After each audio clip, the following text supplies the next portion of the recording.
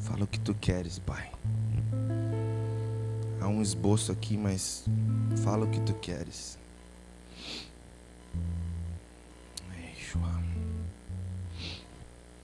Deixa o dedinho em João 1 e abre em Efésios 3. Eu falei Efésios 4, Efésios 3. Atos Romanos, Coríntios, Gálatas, Efésios.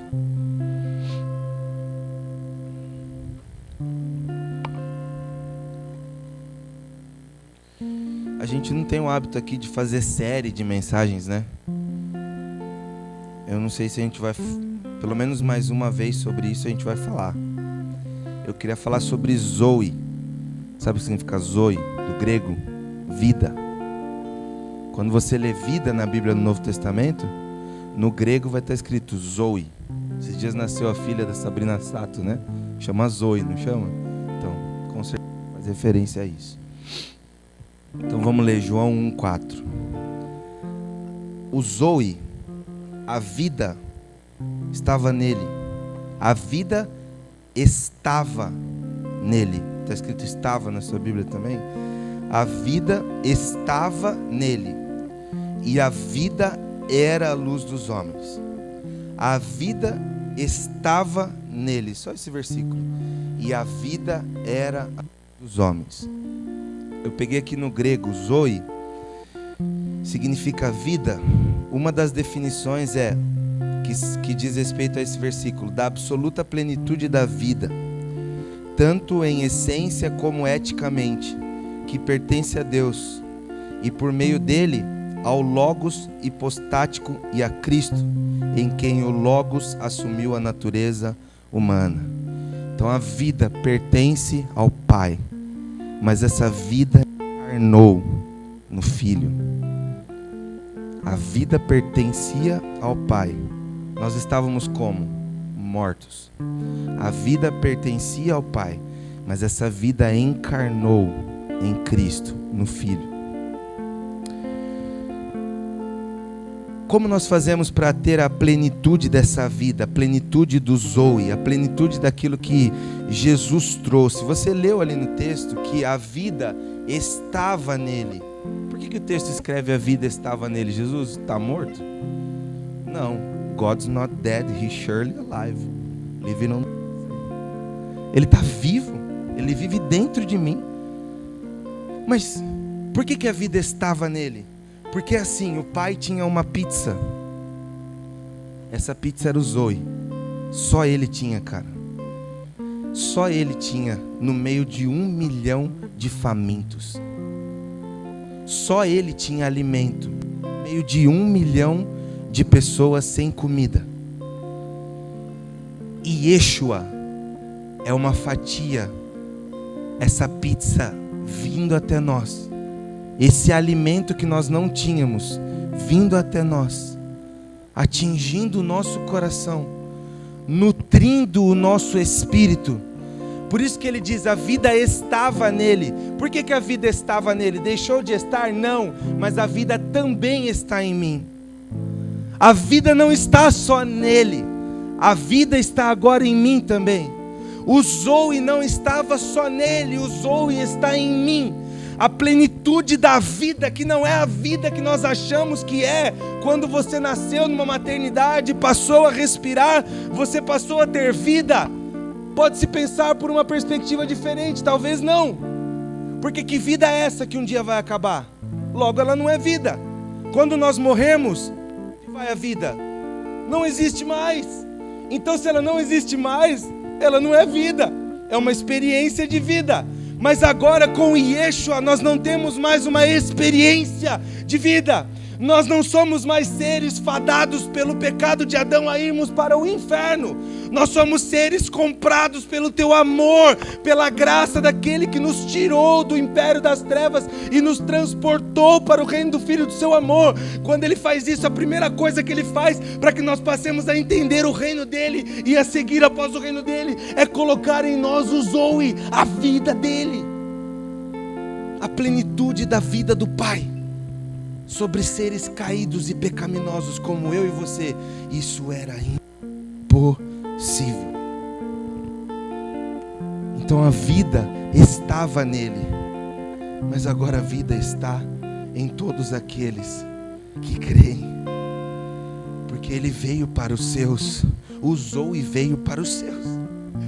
Ai, meu Deus do céu, cara. Usou e veio para os seus. A vida não era para ser nossa, galera de Boituva. A vida não era para ser nossa. Não tínhamos uma herança de vida. Nós não tínhamos uma herança de vida. Mas ele veio para os seus e os seus o rejeitaram. Por isso, todos quanto creem nele, todos quanto confessam o nome de Yeshua, deu-lhes o dunamis, o poder de se tornarem filhos de Deus. Deu-lhes o poder de serem feitos filhos de Deus. O que isso diz? Isso diz acerca de uma nova geração, porque eu já sou filho do Valmir, mas a partir do momento em que eu creio em Yeshua, eu recebo o poder do Espírito de me tornar filho do Eterno, e uma vez filho do Eterno, eu já não gozo mais a vida do Valmir, e a palavra em Pedro diz assim: não vos preocupem, não vivam após a vã maneira de viver que vos legaram os seus pais, porque não fostes comprado a pouco preço, mas a muito preço. Então a partir do momento em que eu creio em Yeshua, confesso como do corpo, participo do corpo de Yeshua, eu recebo sobre mim não mais a vida do meu pai, que é passageira, que me amou, mas com um amor limitado, humano, porque humano ele também é, mas eu recebo o Zoe de Deus, a vida de Deus. Então eu começo a acessar lugares onde essa vida reside, eu começo a acessar lugares, ambientes onde essa vida existe. Eu começo a ter um contato com aquele que me deu essa vida, o doador dessa vida. Ele quer agora me tomar para ele, porque eu não vivo mais para mim, mas o Zoe que eu tenho é para ele, e a minha vida humana eu já afundei. A minha vida humana eu já entreguei. Enquanto nós não entendermos que a nossa vida aqui não é mais pela nossa vida humana, mas é pelo Zoe, nós viveremos atrás de objetivos que nunca alcançaremos. Teremos expectativas no coração que nunca serão saciadas. C.S. Lewis dizia assim: o fato de eu desejar coisas que nessa terra nada podem apagar, nada pode consumir essa vontade que eu tenho, me prova que eu sou de outro lugar. A expectativa no Espírito que surge a partir do momento em que você é encontrado com o Zoe de Deus. A expectativa no Espírito, a inquietação na alma que começa a surgir a partir do momento em que você é flechado, a partir do momento em que o arpão do Eterno te acerta, te puxa do meio do mar, e você, como qualquer outro, estava como o Bird Box lá com seus olhos vendados, indo para o inferno, com medo daquele que a qualquer momento poderia te chamar e te induzir a ir com ele. Mas nós fomos comprados, nós não temos mais uma vida escondida atrás de uma venda atrás de um pano. E o apóstolo Paulo dizia isso: nós não somos como Moisés, que com a glória daquilo que era transitório, que a lei, tampava o seu rosto e tirava o tampão para falar com Deus e colocava para falar com o povo, porque o povo não podia contemplar a glória, o Zoe e a vida que atingia o rosto de Moisés. Mas nós não fomos atingidos com a vida de Deus por fora, a lei não nos atingiu por fora, e Yeshua colocou dentro de nós, o Espírito Santo de Deus colocou a vida dele dentro de nós. Por isso hoje nós exalamos o bom perfume de Yeshua, de Cristo. Por que você exala um bom perfume? Porque é o que você tem dentro de você. Você tem a vida, você tem o Zoe, a vida de Deus. Vamos para Efésios 3.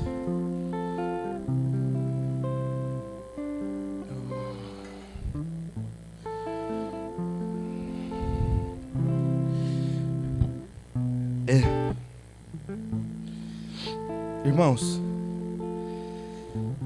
nós somos cristãos e não acreditamos em mantra, certo? O que é mantra? Você pegar um texto e ficar repetindo ele, né? No entanto, a palavra do Senhor nos ensina a fazer orações direcionadas. A palavra do Senhor fala assim: o meu... E quando ele oferece, eu acredito que a última coisa que ele está falando é de dinheiro. falando de perecer, cara. Perecer diz acerca de morrer, de definhar. Perece porque lhe falta conhecimento. E é o conhecimento que falta para nós. E sempre vai faltar. Tem que ser constante.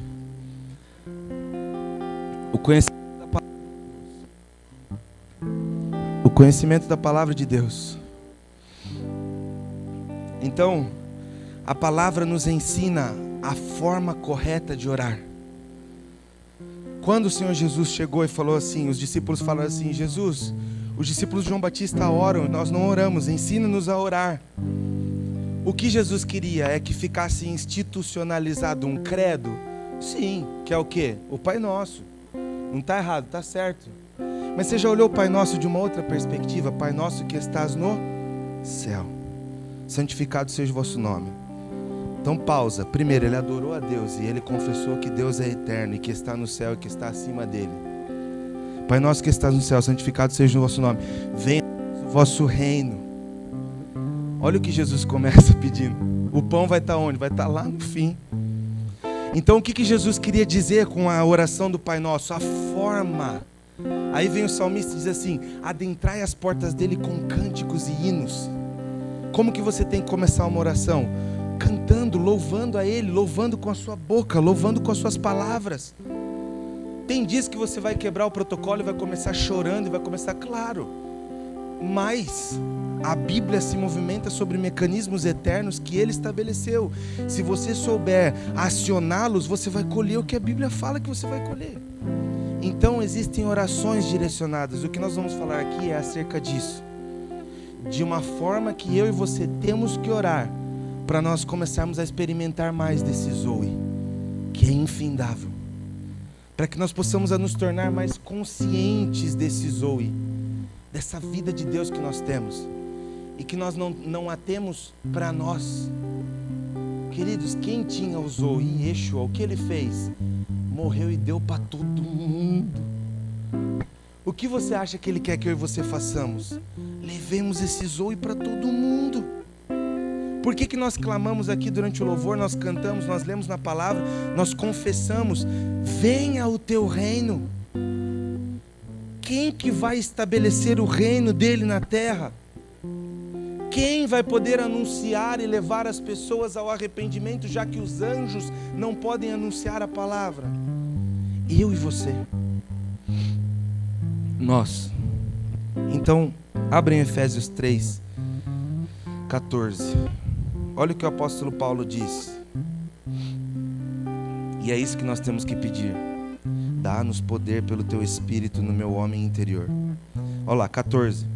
Por esta causa me ponho de joelhos diante do Pai, de quem toma o nome toda a família, tanto no céu como sobre a terra, para que, segundo a riqueza da sua glória, vos conceda que sejais fortalecidos com dunamis, com poder, mediante o seu Espírito, no seu homem interior.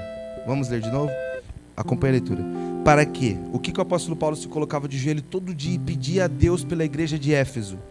Para que, segundo a riqueza da sua glória, vos conceda que sejais fortalecidos com poder, mediante o seu Espírito no homem interior. Agora vamos entender esse texto, esse versículo. Por que essa oração é importante? Esse era o plano de Deus para que o homem provasse da sua plenitude. O plano de Deus para que o homem provasse do Zoe que ele tinha entregue ao homem era que ele recebesse poder do Espírito Santo no seu homem interior. E não tem como ser de outra forma. A palavra do Senhor diz assim, não precisa abrir, Isaías 32, 15. Até que se derrame sobre nós o Espírito lá do alto, então o deserto se tornará em pomar, e o pomar será tido por bosque. O que o Zoe faz comigo e com você? O que a vida de Deus faz comigo e com você? Ela torna o deserto em pomar e o pomar em bosque. Então é agora os infrutíferos frutificando, os mortos vivendo, os sem pai, os órfãos, os fadados ao inferno indo morar na glória, se assentando à mesa com Abraão, Isaque e Jacó. Há um povo que não se chamava pelo meu nome, eu disse, eis-me aqui. A palavra do Senhor diz assim. Eu anotei um comentário que eu achei interessante. Tal como na promessa do novo pacto, da regeneração, está lá em Jeremias 31, o novo ato gracioso de Deus nos últimos dias abrirá o caminho para o povo de Deus satisfazer as demandas morais indispensáveis para que se cumpra a verdadeira felicidade. Quando se derrama o Espírito lá do alto que Isaías proferiu sobre nós, e nós que éramos deserto nos tornamos pomar, e de pomar nós nos tornamos bosque, começa a ser criado dentro de nós a justiça eterna do Pai, e então nós começamos a satisfazer os nossos anseios por viver moralmente como o Pai queria, e a manifestação da vida moral estabelecida pelo Pai no Filho, propagada em nós e através de nós, começa a alcançar as pessoas. Quando nós nos arrependemos de quem nós somos, nós nos tornamos pessoas melhores. É inevitável, ainda que o Evangelho não seja uma obra de pessoas boazinhas e pelas suas boas ações você vá para o céu, não é isso que diz o Evangelho. Mas uma vez que você nasce de novo, é natural que você faça o quê? Novos frutos. Antes você frutificava para o pecado, agora você frutifica para a vida eterna. Antes você plantava para colher, agora você planta para colher na eternidade. Antes você não dava e não fazia nada, agora a justiça que há dentro de você diz: tira o que você tem e dá. É a nova justiça, é a nova vida, é o Zoe. Isso era uma expectativa eterna desde a antiguidade, já estava proferido em Isaías. Só seria possível assim por meio do poder dele dentro do seu homem interior. E aqui o apóstolo Paulo revela que isso não surge quando você é regenerado, isso é gradativo. Por quê? Porque entre o Pai falar e eu ouvir tem um abismo que se chama assimilação. Assimilar, entender. O Pai falou de diversas formas no Velho Testamento, com fogo fulgente, fumegou o mundo, tudo, mas o povo não conseguiu entender. Mas nesses últimos dias Ele nos falou por quem? Pelo Filho. E para entender o Filho, nós temos que conhecer a palavra do Filho. E para conhecer a palavra do Filho é uma luta, é uma dificuldade. E para assimilar a palavra do Filho ainda é uma luta, é uma dificuldade, porque nós somos humanos, somos tendenciosos às coisas da carne, queremos viver a nossa rotina, os nossos desejos, os nossos sonhos. Mas dia após dia, Ele está nos construindo pela Zoe, pela vida dele cá em nós. Ele está derramando poder no nosso homem interior. E nós estamos começando a ter as nossas faculdades mudadas. A nossa mente está começando a ser mudada por Ele. A nossa compreensão está começando a ser mudada por Ele. A nossa justiça. Antes nós olhávamos uma coisa e dizíamos assim: isso é injusto. Por quê? Porque eu tenho um prumo de justiça dentro de mim. Então, dentro do seu coração, talvez, poxa, para mim é injusto fazer tal coisa sem carro. É injusto trabalhar sem carro. Mas aí quando você vê que tem pessoas no Brasil que vão trabalhar de bote, o seu pêndulo de justiça vai lá para baixo. Então é isso que o Pai está fazendo comigo e com você. Ele está construindo a justiça dele. E Yeshua tinha a plenitude da justiça do Pai. Quando ele chega para ressuscitar Lázaro, ele fala assim: Pai, do nada. Está todo mundo lá olhando, falando: o que esse cara vai fazer? Está morto lá dentro, com a pedra lacrada faz 4 dias, vai fazer o que agora? Ele fala assim: Jesus, Pai, eu te dou graças, porque tu me ouvistes. Mas eu falo isso para que eles saibam que tu me ouves, porque eu sei que tu sempre me ouves. A justiça do Filho estava alinhada com a justiça do Pai e do Espírito. Por que Jesus não ressuscitou todo mundo naquela época? Porque não era a vontade do Pai. Ele tinha poder para isso? Tinha. Mas o poder que Ele te dá não credencia você a fazer o que você quiser. O poder dele não te habilita a viver dissolutamente pelo que você quer. O poder dele te posiciona a fazer o que ele quer. O poder dele sobre você vai se manifestar na frequência do caminho que é Yeshua. Uma vez que você começa a querer fazer as coisas pela sua própria vontade, isso não vai fluir mais. A fonte do poder não nasce em você, ela passa através de você. Haverá um espírito atrás de vós dizendo: esse é o caminho, andai nele. Jesus pega essa promessa de Isaías que nós lemos agora, até que se derrame sobre nós o Espírito lá do alto. Jesus pega essa promessa da eternidade e direciona aos discípulos. Cara, isso é um negócio fantástico. Eu não vou saber cravar para você se Isaías estava proferindo essa passagem aqui para os judeus. Não dá para saber. Mas uma coisa Jesus faz. Toda promessa que sai do trono de Deus, a palavra mesmo em Isaías fala que nada volta para ele vazio. Antes cumpre tudo para a qual ela foi enviada. Quando Deus envia uma palavra do céu, ela volta para ele cumprida. Então, através de Isaías, Deus lançou essa palavra aqui que eu li. Até que se derrame sobre nós o Espírito lá do alto. Então o deserto se tornará em pomar e o pomar será tido por bosque. Aí o que Jesus faz? Jesus se apropria dessa promessa eterna e direciona aos discípulos. Agora, quem eram os direcionados dessa promessa? Os discípulos. Quem seria atingido por essa promessa agora? Se eram os judeus, agora não mais. Ele direcionou aos discípulos. Olha o que ele fala em Lucas 24:49. Eis que envio sobre vós. O que você acha que vai continuar aqui no versículo? Envio sobre vós alguém? Não. Eis que envio sobre vós a promessa de meu Pai. Permanecei, pois, na cidade, até que do alto sejais revestidos de poder. Revestidos aqui no grego significa entrar numa roupa, entrar numa vestimenta. Então, até que vocês sejam revestidos de poder, permaneçam em Jerusalém. Essa foi a promessa que Jesus entregou para os discípulos. Ele se apropriou desse texto lá em Isaías, que não é texto, é promessa. E ele a lançou sobre os discípulos. E os discípulos obedeceram e ficaram. Quando que o poder, nós lemos lá em Efésios, vou ler aqui para vocês lembrarem. Para que segundo a riqueza da sua glória vos conceda que sejais fortalecidos com poder mediante o seu Espírito no homem interior. Quando que esse poder atingiu o homem interior pela primeira vez? Foi na festa de Pentecostes. Todo mundo conhece a passagem, muito conhecida. Acho que até alguém leu ou falou aqui hoje. A Sara acho que leu. Que eles estavam reunidos e veio do céu como um vento veemente, impetuoso, e encheu a casa em que estavam, e foi visto sobre as suas cabeças línguas de fogo, e cada um falava em línguas conforme o Senhor lhe concedia que falasse. Isso aconteceu nos dias da festa de Pentecostes, que é uma das 3 festas judaicas: a Páscoa, o Pentecostes e a festa dos tabernáculos. Agora olha que fantástico.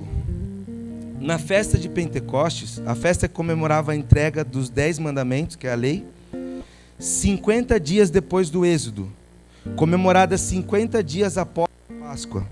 A festa que fazia menção da manifestação externa da justiça de Deus, que é a lei, é a data em que o Eterno entra com a sua justiça nos homens. Então, o dia em que era comemorada a entrega da lei, 50 dias depois da Páscoa, Jesus morre, ressuscita e 40 dias depois ele vai embora. 7 dias depois que Jesus foi assunto ao céu, era a festa dos Pentecostes, porque ele foi morto na Páscoa, lembra? 50 dias depois, o povo de Israel estava comemorando o Pentecostes, que é o quê? Que é a festa da lei. É a festa da lei, é a festa em que se comemora a entrega da justiça de Deus na lei, que era externa ao homem. No dia dessa festa, 7 dias depois da morte, ressurreição e ascensão de Cristo ao céu, 7 dias depois que ele sobe até os céus, o Espírito Santo de Deus desce sobre a terra. Se cumpre a palavra do Senhor em tantos profetas, inclusive em Isaías. E desde então, o homem passou a poder receber no seu homem interior o dunamis, o poder de Deus. O poder de Deus que traz consigo a conscientização do Zoe, que é a vida de Deus, a manifestação da vida de Deus. Irmãos, não haveria outra forma. O João Batista falou assim: eu vos batizo com água, mas aquele que vem após mim vos batizará com o Espírito Santo e com fogo. Então hoje somos batizados, nós somos submersos, nós somos afundados no Espírito Santo de Deus. O que aconteceu lá atrás em Pentecostes ainda acontece hoje quando um crente crê nele, quando um crente é batizado pelo Espírito Santo de Deus, quando alguém que crê e confessa Jesus como seu Salvador dentro de si, não como um credo verbal da boca para fora, mas dentro de si, ele é transformado, ele recebe o poder de Deus, ele se conscientiza do zoe de Deus, e dia após dia ele tem que pedir e clamar para que nós venhamos a receber poder no nosso homem interior, porque isso não é algo que acontece do dia para a noite e você já alcança a plenitude daquilo que ele tem para você. Isso é algo que está sendo construído dentro de você. Em Atos, eu anotei aqui, a palavra fala isso.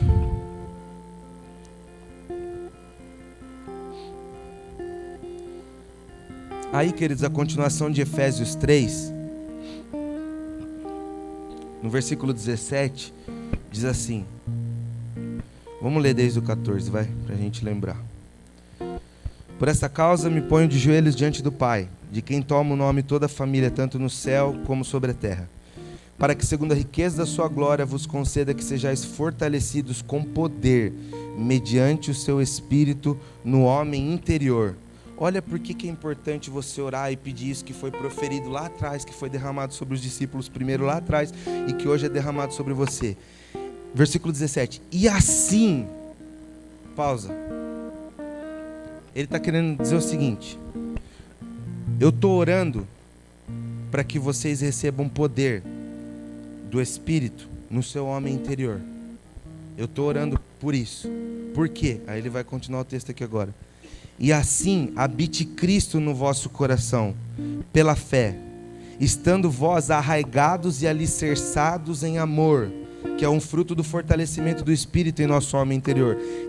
Olha aqui para mim, estar arraigado e alicerçado em amor é um fruto disso, de você ter o poder do Espírito Santo de Deus dentro do seu homem interior, de você receber desse poder, a fim de poderdes compreender com todos os santos qual é a largura e o comprimento e a altura e a profundidade, e conhecer o amor de Cristo que excede todo entendimento, para que sejais tomados de toda a plenitude de Deus. Observe que o fortalecimento do Espírito no meu homem interior e no seu trará o seguinte, versículo 18: a fim de poderes compreender com todos os santos qual é a largura, o comprimento, a altura e a profundidade. Trará compreensão minuciosa do propósito dele em mim e através de mim. Versículo 19. E conhecer o amor de Cristo que excede todo entendimento. O fortalecimento do Espírito no meu homem interior trará o conhecimento do amor incompreensível de Cristo. E o versículo 19, a parte B. Para que sejais tomados de toda plenitude de Deus. Nós só vamos conhecer de verdade, conhecer de forma espiritualmente consciente, porque a palavra diz que os que são espirituais discernem as coisas espirituais. Nós só vamos conhecer quando nós, dia após dia, nos lançarmos a clamar para Ele, que nós sejamos fortalecidos com poder no nosso homem interior. Isso vai começar a criar dentro de nós o conhecimento da vida dele em nós, a identidade da vida dele em nós, aquilo que ele tem para nós. Nós temos falado muito acerca, ou pelo menos escutado muito, acho que a gente escuta mais do que fala sobre isso, mas sobre sacerdócio. Isso é a manifestação do seu sacerdócio. O sacerdote, ele é aquele que faz o quê? É aquele que queima para Deus. É aquele que tem contato com Deus. Quando Jesus morre na cruz do Calvário, não existe mais uma definição religiosa para sacerdócio. Por quê? Porque eu e você temos que ser sacerdotes. Ele morreu por causa de um reino de sacerdotes. Ele morreu para que nós fôssemos sacerdotes. O que o Senhor diz? Vós sois o quê? Raça eleita. E o que mais? Sacerdócio real. Então quem queima hoje? Eu por você? Não. Você por mim? Não. Eu para Ele. A vida está em mim e reluz em vocês como Moisés? E eu tenho que ficar botando uma venda aqui para que vocês não vejam a glória de Deus que está dentro de mim. Daí quando eu falo com o Pai eu tiro a venda, aí eu sou impactado pela glória. Quando eu falo com vocês eu coloco a venda, porque vocês não podem ver a glória. Não. Por quê? Porque a glória não está em mim e atinge vocês. A glória está em todos nós. A vida de Deus não está em mim e atinge vocês. A vida dele está em todos nós. O Espírito de Deus não está em mim. E eu sou o profeta e vocês têm que vir após mim. Eu tenho que falar com quem vocês vão casar. Não. Você tem o Espírito Santo de Deus. Agora, se você não for sacerdote da sua casa espiritual, porque você é templo do Espírito Santo de Deus, não tem como eu ser, assim como eu tenho que ser da minha. Então o apóstolo Paulo está nos revelando aqui, cara, uma das pérolas. Por quê? Porque ele está falando para nós uma das coisas que acontecia no lugar secreto dele, de oração. A forma como ele, que foi quem recebeu o encargo de Deus de anunciar o evangelho para todo mundo, e hoje nós estamos lendo Paulo aqui, ele está falando uma das coisas que ele aprendeu com o Espírito. Eu estou rogando para que vocês, pela glória do Pai e graça, sejam revestidos de poder no seu homem interior. Então, enquanto nós enxergarmos, irmãos, o impacto de Deus como um poder que aconteceu na nossa vida um dia, daí eu recebi o batismo do Espírito Santo, aí eu falei em línguas, aí eu recebi dom de profecia, aí eu fiz isso, aí nós fazemos o quê? Nós ancoramos o barco lá atrás e ficamos vivendo de uma obra do passado. Sendo que o que Ele quer é o quê? Que nós clamemos e nós venhamos a Ele todos os dias, pedindo a Ele que Ele nos revista desse poder, que Ele nos enche dessa graça, que Ele nos encha dessa glória, que Ele inunde o nosso homem interior, que agora, já que o nosso homem interior está vivificado pelo Espírito dEle, então Ele tenha contato com Ele, receba poder dEle e passe a discernir coisas que hoje nós não conseguimos discernir. Então, que a partir de hoje, eu e você possamos orar dessa forma, intencionalmente. Uma outra coisa que é muito importante a gente orar, não vou entrar no mérito disso, mas a palavra fala: vós que sois maus, sabeis dar boas dádivas aos vossos filhos, quanto mais o vosso Pai que está no céu não dará o Espírito Santo aos que lhe pedirem. Você entende que ele está falando de um relacionamento de pai e filho, de alguém que já foi alcançado. Ele não está falando de receber o Espírito como um marco na vida e acabou. Não, todo dia. Peça: Senhor, me dá mais do seu Espírito. Senhor, enche-me com o seu poder no meu homem interior. Se nós orarmos da forma que nós temos que orar, irmãos, se nós entendermos lá, vai meditar essa semana no mecanismo do Pai Nosso, a oração do Pai Nosso, pense por um outro prisma. Pense na intencionalidade de Jesus quando Ele ensina o Pai Nosso. Por que Ele falou aquilo? Por que Ele colocou naquela ordem? Por que Ele não começou pedindo? Por que Ele falou: venha o teu reino? O que significa venha o teu reino? Por que Ele falou: o pão de cada dia dá-nos hoje? Porque essa oração já não serve para amanhã. Ele não falou: o pão de cada dia dá-nos hoje, amanhã, depois de amanhã, daí daqui 3 dias a gente ora. Ele falou: o pão de cada dia nos dá hoje. Então o Senhor, irmãos, Ele quer ter contato conosco. A última mensagem que a gente ministrou aqui no final do ano passado foi sobre nós. Falando nisso, eu não consegui subir as pregações antes, mas essa semana eu subia da outra semana e essa última aí antes da confraternização nossa. Quem quiser acessar depois. Mas o que a gente falou?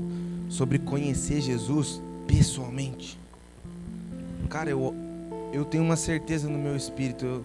A gente não acredita nessa questão de tipo, o ano de tal coisa, o ano de tal coisa. Mas assim, que é uma coisa que o Espírito Santo de Deus quer, é nos conhecer pessoalmente. Tem uma coisa que Jesus quer esse ano mais. Eu te adianto isso, nem é palavra profética, é palavra bíblica mesmo. Está lá na Bíblia. Ele quer te conhecer mais. Ele quer te conhecer pessoalmente. A gente falou isso no último culto. Todo mundo aqui conhece o Bolsonaro, presidente do Brasil, mas você não conhece ele de verdade. Você já sentou para conversar com ele? Você sabe se ele não é uma miragem, uma mentira, algo holográfico? Você já teve pessoalmente com ele? Não. E Jesus? Qual que é o nível de conhecimento que nós temos de Jesus? A gente conhece o Jesus do Deus me livre? O Jesus do avião caindo? Ou a gente conhece ele pessoalmente? Quando você fala dele, você fala de alguém que te representa, que você compactua com as ideias e que você acha legal? Ou você fala de alguém que você conhece? Não, eu conheço, cara. Não, eu conheço ele. Ele não vai fazer isso. Eu conheço ele. Você não escuta isso? A pessoa fala assim, cara, eu acho que fulano vai te passar o pé. E você conhece a pessoa desde que nasceu. Você fala, não, não vai.